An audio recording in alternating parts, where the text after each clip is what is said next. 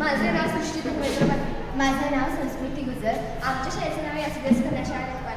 आमच्या प्रोजेक्टचे नाव AI based agriculture. आमचा प्रॉब्लेम स्टेटमेंट हा आहे की शेतीतील फळांची नासाडी हे एक महत्त्वाचे आव्हान आहे. आमचं सोल्युशन हे आहे की इथे आम्ही ESP32 कॅमेरा लावलेला आहे, जे पिकांचे किंवा फळांचे लाईव्ह फीड एका वेब पेजवर दर्शवते. तर गुगल टीचेबल मशीन हे एक सॉफ्टवेअर आहे.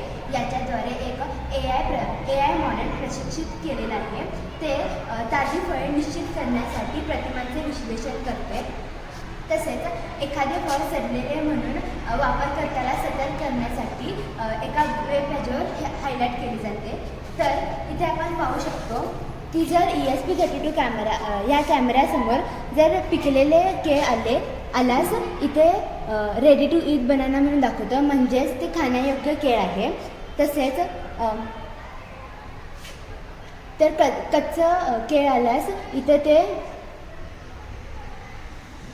ग्रीन बनाना म्हणून हायलाईट करतं. आणि जर सडलेले केळ आल्यास रोटन बनाना म्हणून ते हायलाईट करतं.